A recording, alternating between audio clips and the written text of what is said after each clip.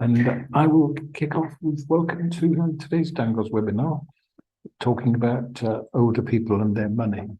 We're not going to talk very much about things like pension credit and gas deduction in detail. If you want more detail on what we're talking about today and quite a lot more about the benefits that apply, then do please come on our new Dangos course on older people and their money, which has been running for a couple of weeks now and is proving to be very popular, and goes into obviously a lot more detail than the longer time available.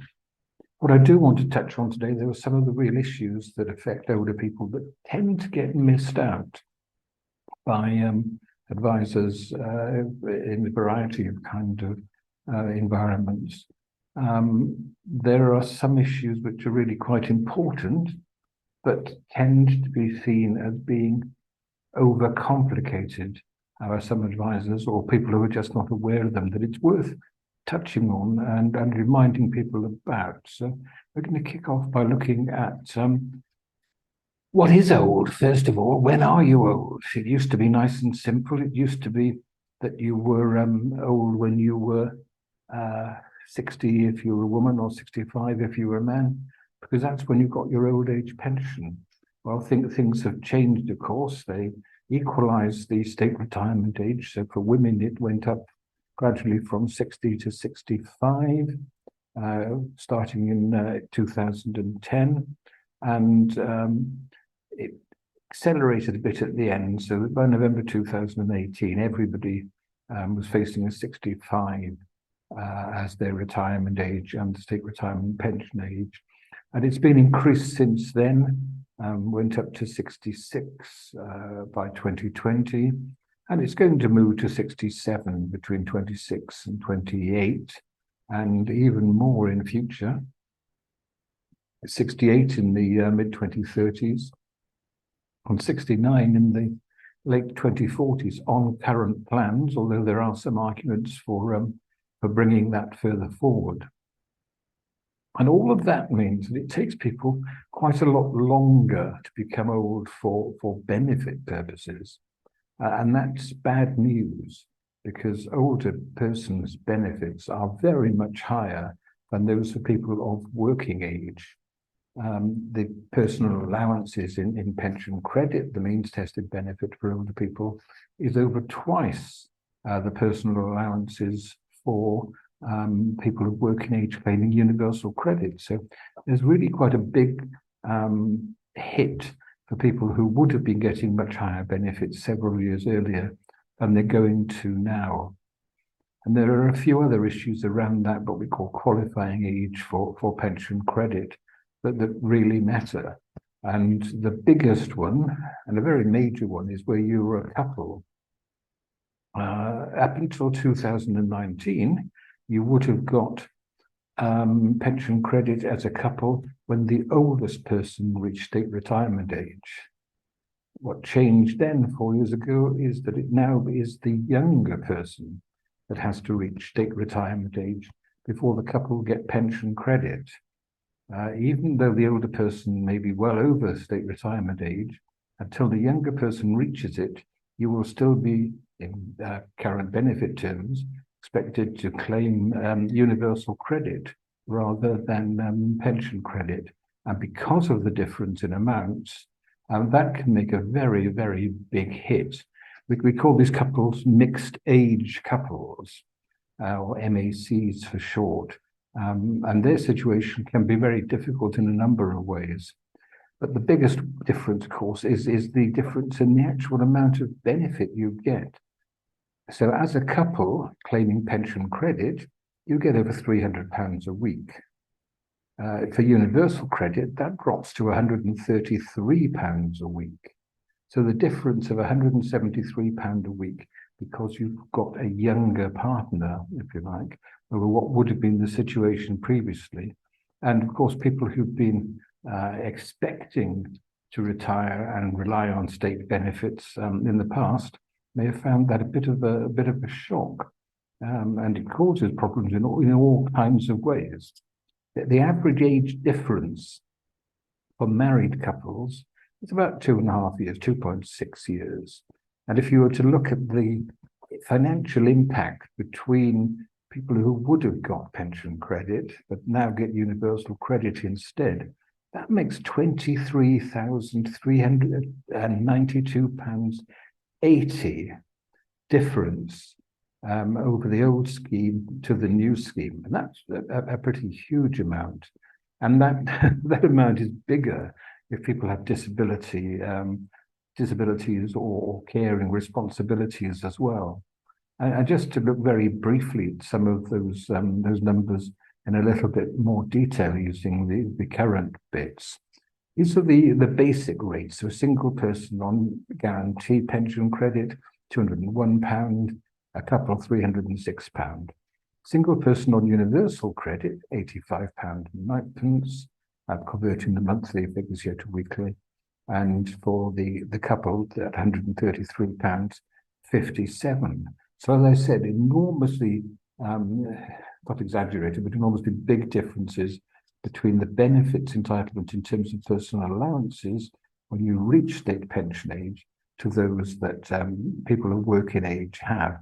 And of course, with these mixed age couples, we're talking about even though one person is a pensioner, you're pushed, if you like, onto the working age levels of universal credit.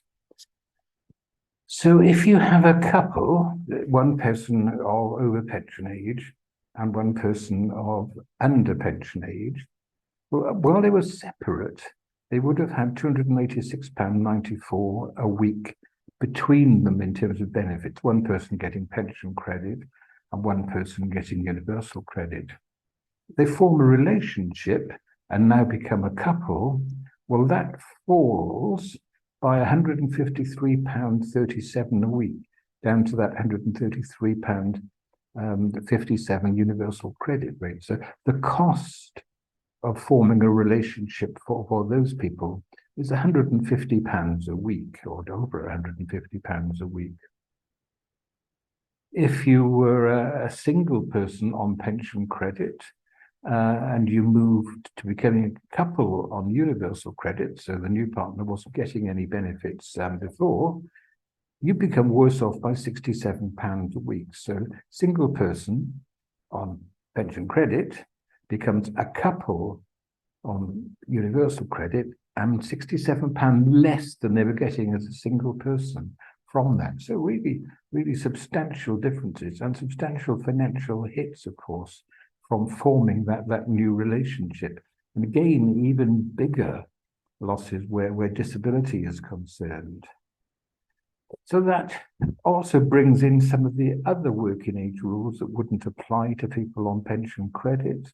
So the £16,000 capital limit that doesn't exist in guaranteed pension credit, although there is a deemed income, notional income calculation, will now apply to that household. So where, for example, you might have a couple, these mixed age couples, with one person wanting to make use of their savings pot, their pension pot, well, they've got a really big disadvantage then potentially over the situation of somebody who gets pension credit because of the way that capital is treated for working age benefits, a higher tariff income and a capital cutoff. So again, lots of potential problems that have fallen on from this change.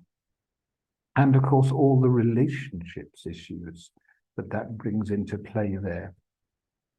The financial incentive, those differences in the amounts, to remain separate rather than forming a couple. Even financial incentives to separate. If you're a mixed age couple and you separate so that you get one working age person on universal credit and one single person on pension credit, you become financially much better off, even though you're the same people. Of course, you won't be able to do that if you are still a couple for benefit purposes. But that can be quite hard to decide. It's perfectly easy for people to separate in the same house because of all the financial pressures around housing, for example. So there may be a genuineness decision there that the DWP have to make about whether such a separation is real, or are people actually trying to game the system there. Again, if you're forming a new relationship, it must be very tempting not to inform the DWP that there's a relationship started there, and then again try to avoid taking that financial hit. And certainly, you may very well find people who are better off not moving in together, not forming that detailed kind of couple relationship of living together there. And that might harm the housing availability. Even it means that you two single people using two properties, which doesn't free up an additional one for other people. So really, sort of big issues around that mixed age couple and the way in which the age rules are now applying. And it's not just people over state pension age, of course, that we're talking about when we're talking about older people. Age 55 matters because that's the age at which people can make use of their pension savings. It's the age at which most agencies that deal with older people see their kind of client group starting. And that bit about the pension savings is really kind of important. It moves from 55 in 2028 up to 57. So people are going to be, again, able to make use of their pension savings, perhaps at a time of financial crisis, rather later in life again there. Of course, if you do make use of your pension savings at age 55, and there are a lot of people who are under very, very big financial pressures at the moment, of course, well, that's going to mean having less to retire on and less growth in pension savings. So it's best avoided if it can be. But for some people, that resource may be the difference between kind of survival and real hardship. It's also, of course, very tempting for scammers to kick in, to offer people access to their pensions earlier than 55. And in general, it is a huge scam, except for a few people like professional sportsmen and so forth who are allowed to access pensions earlier. And there's a big tax penalty for taking money out of your pension fund before age 55, but the scammers will try and hide that. And it is true again that crisis might mean that you do need to use your pension savings. That's very much about personal circumstances and conditions there. There's a tax effect on taking money out of your pensions in all kinds of ways, and that's something we're going to have a quick look at. And there's a benefits effect, of course, as well. So we want to move on and look a bit at pensions now and how they work. Obviously, the important one is the state pension. And state retirement pension now has two different kinds of schemes running. The first scheme, what we call the basic state pension for people who reached retirement age before 2016, and then the new state pension, which has a higher full rate for people that have reached retirement age since then. So two different kind of schemes. The old scheme needed 30 years of qualifying insurance contributions. The new scheme needs 35. The old scheme gave you something for each year that you had. The new scheme doesn't give you anything if you have less than 10 years of qualifying national insurance contributions. So some quite big differences in there. The government, however, really kind of estimates, of course, that those full rates, which are the ones that are always presented and talked about, don't apply to everybody. Only about half of those retiring over the next year are going to qualify for the full new state pension. The rest, for various reasons, will qualify for lower amounts, or for some people, for nothing at all. And about 70,000 people were in that situation. They lost all state pension entitlement because they had less than 10 years of national insurance contributions when they reached state pension age. The people on the basic state pension will have got 1/30 of your pension for each year that you contributed. So people on lower than 10 years got something then, where people on the new state pension don't. But those full rates are quite different from the actual amounts that get paid. If we look at sort of the figures that came out earlier this year, under the old system, £163.17 a week, Under the new system, £173.71 a week. So go back to those full figures there. 203 full for the new, 156 full for the old. So actually people are getting more money than the full pension from the old scheme and less money under the new system than the full rate would be. And of course, that's because the old scheme included things like SIPs and state second pension and so forth as well. But the figures there are quite important because they affect the way in which, of course, entitlement to other support might come in. When you look at the difference between men and women, one of the reasons why the new pension scheme was brought in was to try and improve the situation for women. Well, the average new pension means a little bit less for men than they would have got under the old system, but quite a lot more for women than they would have got under the old system. So it's achieving its aim of kind of equalizing support in older age there. But remember that full rate, which is what's talked about when the government talks about how much they're giving money to pensioners, is quite a lot more than the average payout that's being made. So, of course, for everybody that gets that full rate, well, there'll be quite a few people who get less than that £173.71 average, which is being paid out. You can get a forecast for what the pension is likely to be via the web or via the government pension site. Get these figures, we'll publish them on the Dangos forum afterwards. And of course, we are recording the session, which I should have said at the beginning, and that will be available on the Dangos forum as well. So in essence, you're typically going to be better off under the new system if you're a woman, you're lower paid, or you're a carer, or you're self-employed, or contracted out people who've had enough time to build up full contributions under the new system. And typically you're worse off if you had less than 10 years national insurance contributions. Partners can no longer inherit state pensions based on their partner's contributions, which was useful in the end of the old scheme. And of course, if you're not able to build up kind of an additional state pension, or you are contributing for more than 35 years, you tend not to be better off under the new scheme. And the way in which benefits work with the new scheme also has caused some confusion. Quite a lot of people said, well, hang on, the new state pension full rate is higher than the pension credit amount that you would get on basic allowances alone. So that means the pension credit is no longer needed and has been abolished. Well, of course, it didn't abolish pension credit. It does mean that you can float off pension credit if you get the full new state pension and you have no extra needs under the pension credit scheme. But because of the way in which the two state pensions work rather differently, we also effectively get two pension credit schemes.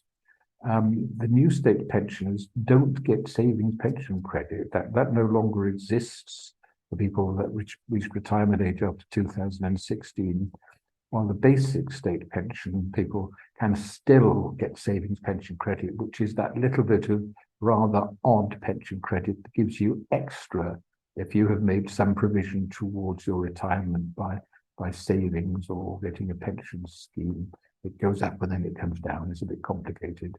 And again, the older person and their money Dangos course goes into that in a little bit of detail if you're interested in finding out how that works. So that savings pension credit disappears for new state pension. But guarantee pension credit, the main means tested amount with those higher rates I talked about earlier, that's still there for both people. The only time in which you come off that guarantee pension credit under the new state pension in the main is if you happen to have no extra needs and a full state pension, then you find yourself now £1 or £2, it used to be a couple of pence more than the pension credit needs rate. So you no longer qualify for that. But on the average amounts of new state pension, well, there's still entitlement to be topped up for pension credit there. And of course, if you have any additional needs for housing or disabilities, or you have dependent children or carers, well, all of those top up the how much do you need bit of the needs tested pension credit. and you're very likely to qualify for help from that. It's the new state pension floating off. There's been a lot of talk, of course, in recent weeks about the triple lock for pensions. This triple guarantee introduced that means the state pension is increased every year by the highest of CPI, Consumer Price Index. It used to many years ago be a retail price index, which was higher, earnings, or 2.5%. It's considered to be very generous for pensioners, increasing the real value of state pensions year on year. And of course, there is the suspicion that pensioners are, as a group, more likely to vote and therefore deserve generous treatment from the government. Doesn't apply, of course, to pension credit. The basic guarantee amount there is by statute linked to earnings. Doesn't apply to any of those additional pensions, the SERPs and state second pension, and it doesn't apply to occupational pensions. We're talking just about the basic state pension and the new state pension. Last year, we saw it evaporated by the 10.1% inflation figure. Well, it looks this year as if inflation will be lower in the September figures than earnings. So the suspicion is that we may be talking about increasing pensions by the 8.5% estimated earnings link. That's still to be confirmed. There are arguments about what should be included in the earnings figure, but the expectation is that government, coming up to an election year, is very unlikely to want to be seen to be hammering pensioners financially. Looking away from the state pension, we're very quick sort of touching on occupational and personal pensions. Excuse me. Because they have a really big effect, not just on people's incomes, but on the way in which people choose to use these personal pensions and the effect that can have on their overall income. And it's surprising how little many people understand about the way in which pensions work, given that it's probably going to be, for many people, the most valuable asset, their pension savings in their life, apart perhaps from a house. And yet the choices and the options that people have around making use of their pension savings are little understood, particularly for lower earnings with low pension savings, and particularly hard to get advice on as well. But there are two sorts of really occupational private pension, called DB and DC. DC are defined contribution pensions, and that's where the money that's paid into a pension savings pot by an individual or by an employer is saved and invested, and the value of that pension savings pot depends upon what has been paid in and how well the investment has behaved. The other pension scheme is called DB, or defined benefit, and that's very different. It's where the money paid out is based on a percentage of final earnings, and that is guaranteed by the employer and the pension scheme that they sponsor. So the value of how much money is actually paid in has no effect, in theory, on the amount of pension that comes out. All that affects the pension coming out is how much somebody is earning and how long they worked for that employer. And that has proven to be very expensive for employers, unexpectedly so over the course of the past few decades. So it's now very rare outside the public sector for people to be allowed to join these defined benefit schemes, even where they're carrying on running for current employees that haven't yet reached pension age. Instead, people are being moved into more of the defined contribution, more of the DC schemes. One of the problems about both sorts of pension is that there's a lot of them that get lost.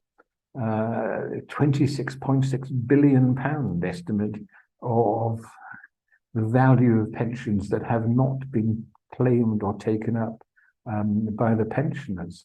There are some lost pension finding methods, but they tend to need a lot of information about where you worked in the past, who you worked for, how long you worked for them, and when.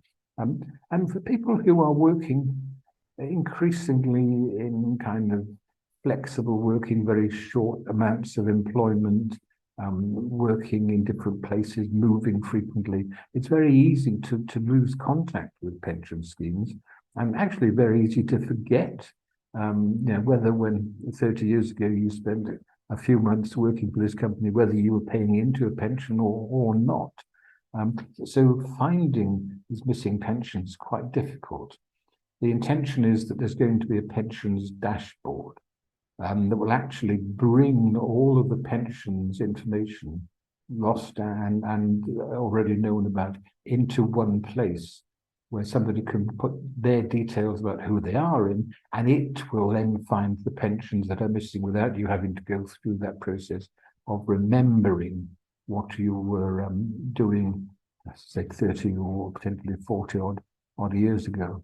But the pensions dashboard has been delayed by several years again, but it has a target now of October 2026 of bringing all the information from all of the pension providers into one website effectively that people can access to find out whether they've got any pensions that they didn't know about or had forgotten.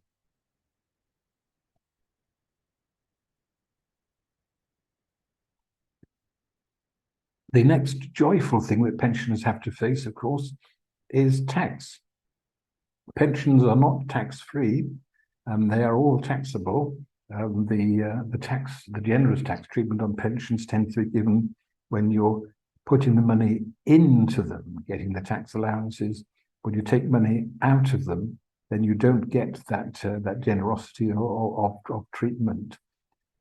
And anything taken out of a pension pot, be it as lump sums of capital, is liable to tax as if it was income in that year. And if you take it out as regular income, it is liable to tax as income in that year again. So however you take the money out from your pension pot, it's going to be treated as being income within the financial year in which you take it out. Now, you may be getting some of it tax-free. 25% of these these personal pension schemes is tax-free, and you can take that tax-free amount out in a number of different ways. But for the rest of it, then it's the marginal tax rate that applies. So it's just treated as being the tax rate you're on, and an extra £1 of that is taxed at that rate. And you carry on taxing it until you move perhaps into a higher tax band, maybe even into the highest tax band if you take more money out from your pension savings. And there's a caution there about taking big lump sums out of your pension, because then you'll be taxed as if you have big income within that tax year. So just as by an example, a £30,000 pension pot that somebody wants to take out in total, take off 25% tax-free, leaves you £22,500, which is going to be taxable.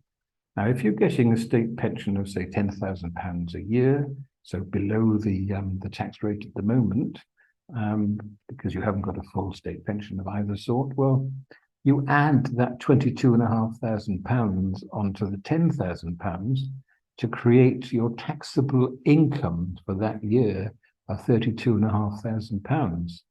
You still have your tax allowances to apply to it, so you take that off, which still leaves you with almost £20,000. And it's in the lowest tax band. That'll be taxed at 20%. So you'll find yourself paying £4,000 tax on that lump sum that you have taken out. There's no national insurance charge, obviously, on income from pension savings. So that £4,000 hit applies to the amount there.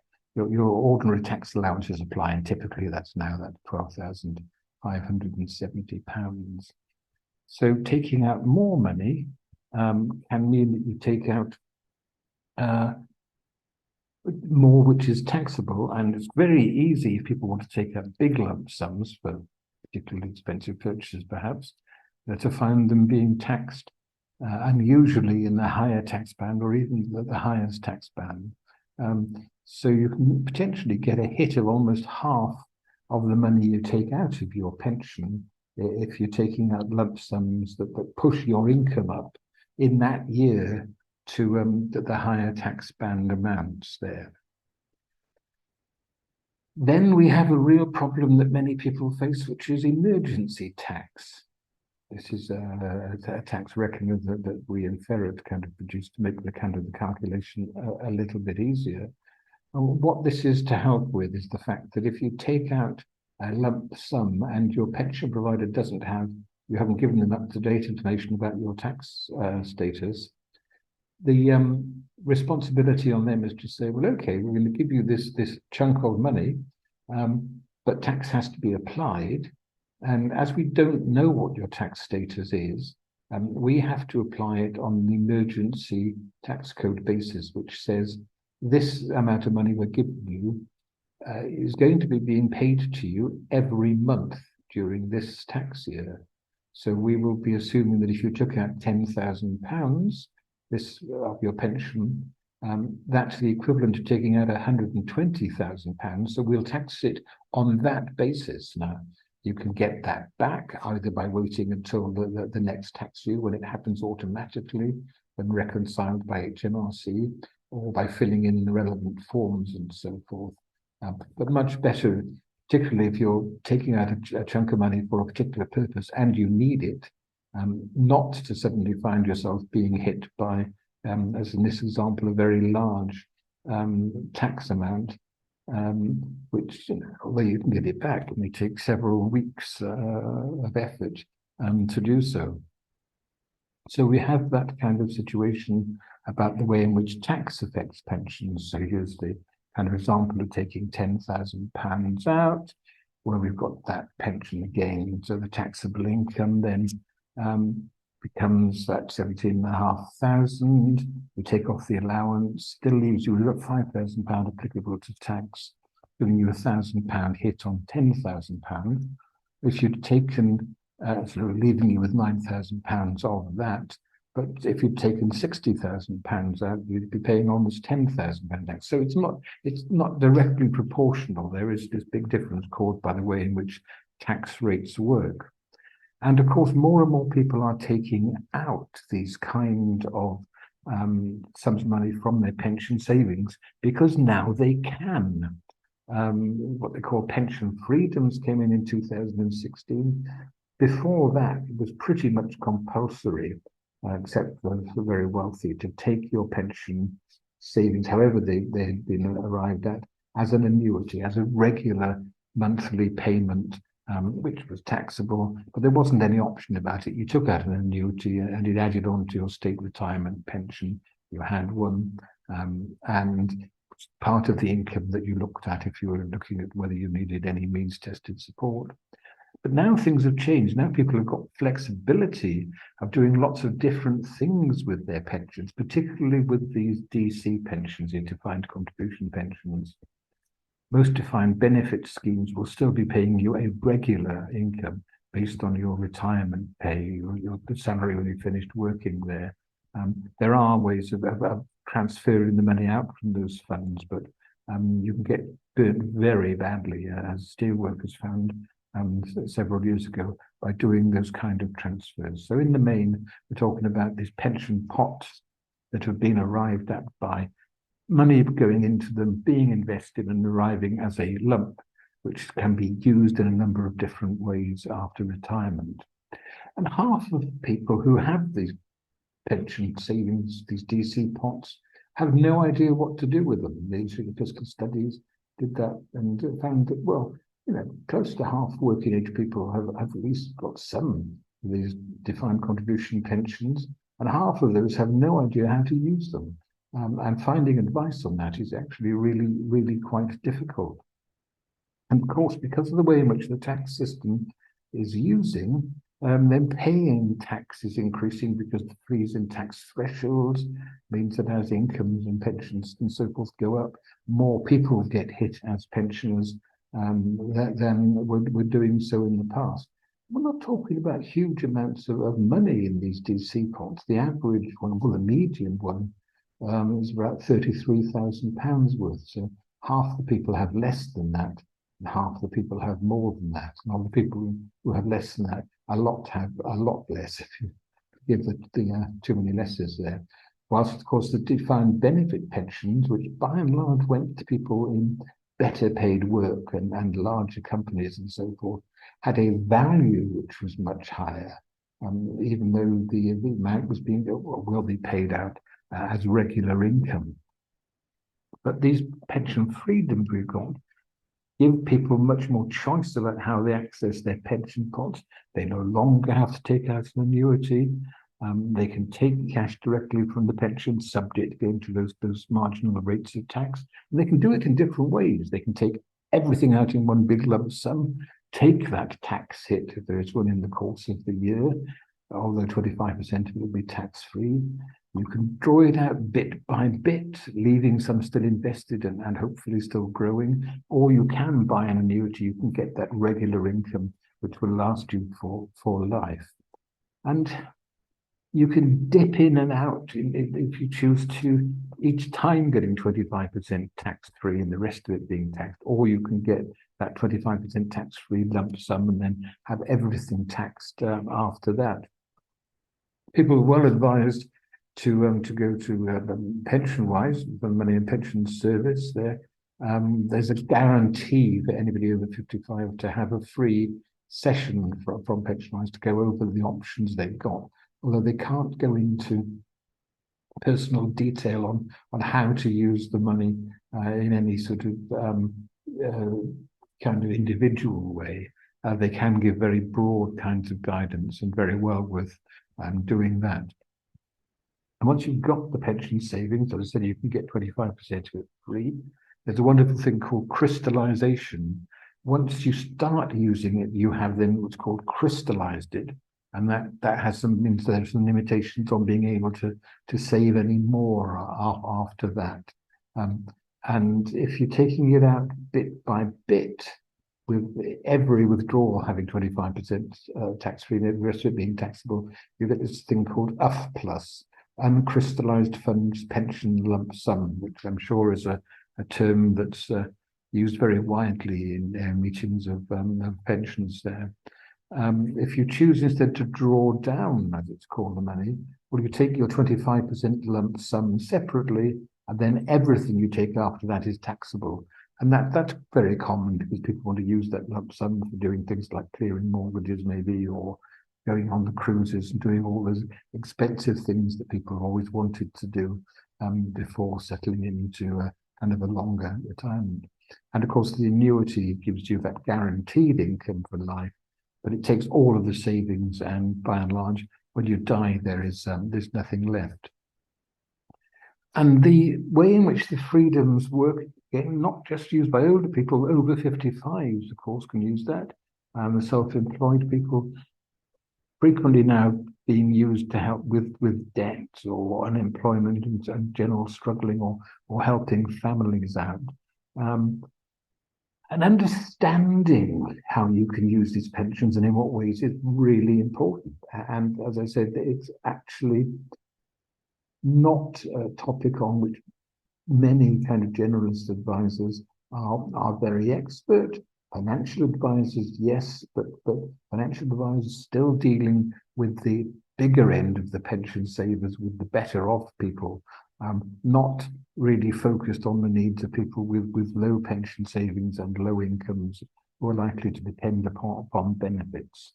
The average pension savings for over 55 is about £37,000, but a third of people don't expect to have any pension provision apart from the state pension when they retire. So we've got huge differences going on of different people in very different sorts of situations. And paying into pensions becomes harder under times of financial pressure, even with auto-enrollment, where you automatically are enrolled unless you opt out into a pension if you earn more than £10,000 a year. People are increasingly opting out because they need the money now rather than putting it into to savings. Even though pension contributions are treated very generously under universal credit, where you get quite a lot of it back as increased benefit in the following month, effectively.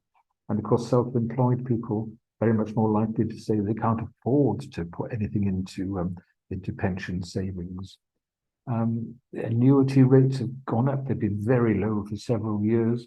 So if you have a pot size of about £5,000, that'll buy you about £25 a month in an annuity if you're in good health at retirement age. So on that kind of basis, then using the average pension savings, we're talking about annuities paying just over £40 a week on average. Now, single person's minimum income guarantee and pension credit is £201.05 a week. So depending upon how much people have by way of state retirement pension and other pension contributions, other pension uses, will depend upon whether there's going to be an entitlement to pension credit, as will the fact of if there are more needs in pension credit for children and caring and housing, disabilities, then the guarantee may be at a higher figure. We know that people are increasingly dependent upon state pensions. We're talking about data from the ONS saying that state pension makes up about 83% of people's income. Used to be only about 77% 10 years ago and so forth. So increasing dependency on the state pension going up there. Over a quarter of people in the survey last month now having no other pension and reliant on the state pension. And that was made up of 30% of women and 20% of men. So again, women having less private pension provision of any sort than men for fairly kind of obvious reasons. And the way in which people use their pension savings because of those freedoms actually opened up some options for people on how they used, how they work with the benefit system. Because you can take pension savings now either as a regular income or as lump sums, as bits of capital, then different benefit rules apply. And that can make a very big difference to the amount of income that somebody's got. First of all, obviously, we know that benefits are poorly taken up, particularly for older people. About a third of pension credit claimants don't get it. Half of homeowners entitled to pension credit don't get it.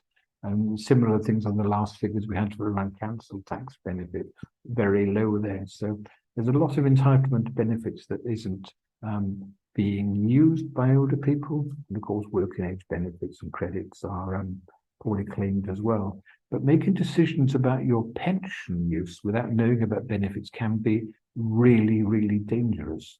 We know the reasons about why people don't claim benefits. They're not aware of them. They don't think they're eligible for them, or they worry about whether they'll affect other things they're getting. That old saw about pride and charity, the real reason, but much, much lower there.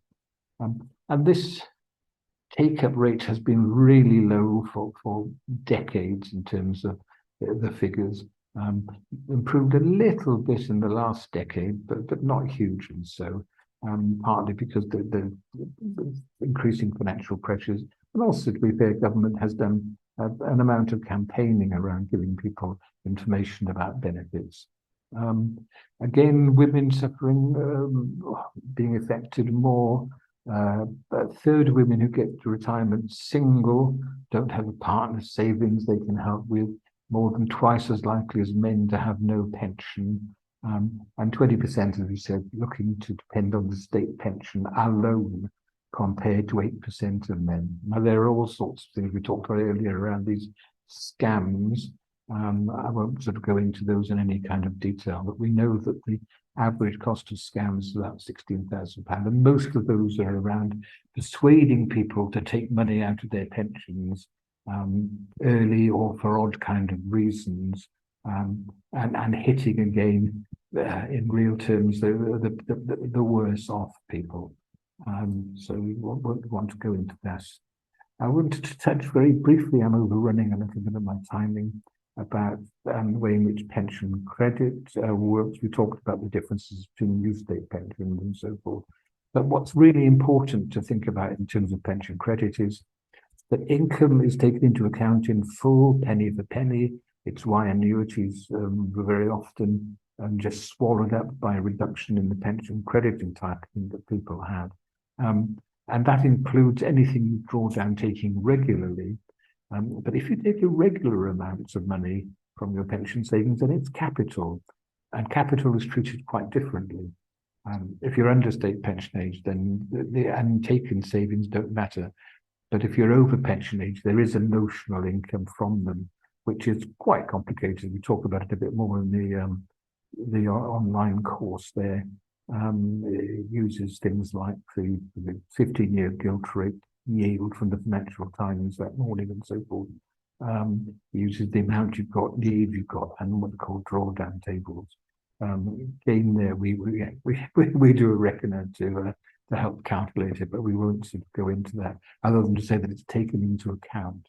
But what generally matters is that these occupational and DB pensions produce an income, and that's taken into account in full, so it reduces any pension credit entitlement that might otherwise be there. The same from taking regular payments from your savings or buying an annuity. But taking irregular sums will be quite different. Again, the tax is still applied, but after that, the capital rules apply. Now, capital can reduce regular spending power, sometimes with the cliff edges, but it needn't do so. And again, here's a situation where advisors are fairly poorly experienced in dealing with these kind of things. If you look at a nasty, complicated chart here, this shows what happens when you increase somebody's income. They've got retirement pension. This is the pension that you're taking out. And these are means-tested benefits. It's very easy to start off with some guaranteed pension credit, increase somebody's net income from pensions, and it just comes straight off the guaranteed pension credit and doesn't give them any real increase in income at all. This one actually gives a little bit of a drop because of the way council tax reduction works. So for people they're thinking about taking small amounts of income, and many low-paid people with low pension will have small amounts of savings, you need to be very cautious, because you may find yourself taking out something regularly that doesn't actually give you any real increase in income. Well, you could instead take it out irregularly as lump sums, and then you find yourself in a situation where the first bit of money you take out, treated as capital, up to £10,000 of pension credit, has no effect on your benefits. So you take out up to £10,000, spend it, and take out the next bit, take out the next bit, and it doesn't have any effect on your benefits. That there's still a notional income which is included in this calculation chart. If you were to take out more, then once you go past £10,000, then that deemed income, that notional income kicks in, and you can see your overall income reducing, and you actually get this cliff edge drops where suddenly somebody stops being entitled to a benefit because in this case, council tax reduction entitlement ceases. And the same thing's true for people of working age, except that pretty much all of the benefits can stop as your capital goes over £16,000. So there are some real kind of options, and we'll talk about this again, as I say, much more in the Dangos older people session there. I want to sort of just add very quickly a couple of things, that if you get people, these underclaimed pension credit recipients in particular, of course you get all the extras as well, the things that are passported by that, the extra NHS costs, the cold weather payments, the TV licenses if you're over 75, all those NHS costs there, all extra bonuses only if you get them onto guaranteed pension credit. Pensions are special as well, worth remembering that. You get more generous treatment and protection. So again, looking not just at scammers, but at people offering things that are really, really good deals. switching from your money from pensions into other sorts of savings, even ISAs, buy-to-let schemes, and all those sorts of things, might look to be more profitable to begin with. But there are dangers that go along with them. And in general, of course, if it's too good to be true, it's too good to be true. And pensions and pensioners are with us and are going to be with us growing numbers. We know that the life expectancy in Wales falls somewhere between England and Scotland. But people reaching pension age, well, at 65 anyway, still expecting men to live another almost 20 years and women over the 20 years there. And of course, the Welsh population by age bands increasing. You see here over 55s, you've got 1 million out of the Welsh population of people over 55 now. And that's going to grow again as longevity increases. And those lifespans have consequences. If you've got these savings pots, they've got to last longer. If you're in those final salary schemes, well, it puts more pressure on pension schemes and employers. The state pension goes under more pressure and is likely to see the age increasing again because of that. And people are living longer with disabilities, and also retirement is starting later. Not just because state pension age is increasing, but because people are able to and want to work longer or need to earn more. And that, of course, gives less support for adult children. We do have the reminder on the consequences of those choices. The big one is what you get out of your pension pot is not going to be what reaches your pocket. You're going to be seeing the great hand of the state clawing money away from you and other people trying to. What really matters is that bottom line. That's the vital figure. And the starting point about any advice and so forth is where the client should be and how to get there. Reminder again that older people can make use of things like free benefit calculators that are online to help do with those sorts of calculations. I galloped through to try and speed up on the end of that bit there. So I have got to the end of what I wanted to say here. So now is the chance to ask any questions or make any comments about this.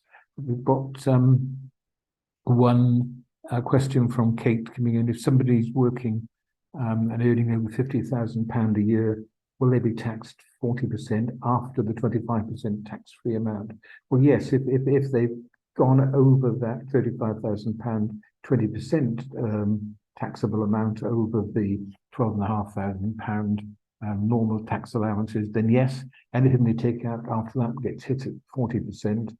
And if they take out even more, they can get hit at 45%. So thanks for that one. That was me answering it live. And Kate said, thank you for that one. So I have tried to unmute people. So if anybody wants to ask a question by voice, they should probably be able to do that now. While you're trying to unmute yourself or putting things into the chat, or no, that was the Q&A, so I'll just turn that one off. I will kind of give you a brief bit of an advert again for the new Dangos courses, because we've been running them now for a few weeks. The older people and their money that really we've been looking at a bit of today, but also, of course, on children and young people that takes people through from pregnancy up until the time that people leave education, looks at the help that's available there. We have a new course starting in a couple of weeks on help for people in need of care that looks at disability and social care and charging and so forth. And another new course starting that just looks at, well, what's changed in the benefits and support system recently and what's going to be changing in the future. And the idea for that is that it's going to be a rolling course that we constantly update and amend. And of course, our e-learning courses, which include those new courses in more detail again, are still available there as well. Okay, just checking whether anybody has popped anything else up into the Q&A, which no, still nothing there. we've actually got within 3 minutes of the time, so I guess this is your kind of your last chance to ask any questions or make any comments. I would encourage you to also go on to the Dangos forum, which is at dangos.wrac.wales, and make use of the resources and questions and the news items that are on there. And that's a good place to ask questions or to look for more sorts of information as well. We have next webinar coming up on the 2nd of November. That's clearly mistyped. It should be looking at benefits advice in the school or from the school environment. There's been some very interesting work in Scotland about that, and some very interesting results that have come out of that. So we're hoping to get somebody from probably CPAG Scotland to talk about that. There's waiting confirmation on that. And then we also have a webinar coming up looking at the universal credit migration, which is now starting in Wales. We're talking about the managed migration of people who are with unchanged circumstances, particularly on tax credit to begin with, will be getting letters from DWP saying your current benefits are stopping. You will need to claim universal credit if you want to carry on getting help. That kicked in with the first moves in South West Wales last month and South East Wales this month. We've gradually moved now to covering the whole of the country. With that move comes the issues around things like transitional protection and who can get it and how much will it be. And of course, we still face another 5 years before everybody getting the legacy benefits might be moved on to universal credit, with those people getting ESA coming last. So this issue of migration is going to be a really hot one for many people over the next years. Okay, if nobody else has anything that they want to ask, or nobody wants to kind of unmute and pipe up, we've just hit 1 o'clock exactly, so I will stop there. The webinar recording will be on the forum, again reminding you that's dangos.wrac.wales. In the next few days. It won't be as quick as usual because I am actually sort of in Italy at the moment and won't be able to sort that out until I return next week. And all the other useful and interesting stuff on the forum is there, and please encourage your colleagues to sign up for the Dangos courses. You can go on to dangos.wales or dangos.cymru and book yourselves on to the new sessions and the still continuing to run basic and intermediate sessions. And with that, I will say thank you all very much. And, thank you. Hopefully see you in the next webinar. Again, the details of that will be circulated and will be on the forum. Great. So thanks very much indeed. And I shall now stop the recording and stop the sharing and bid you all farewell. Thank you very much. Bye-bye.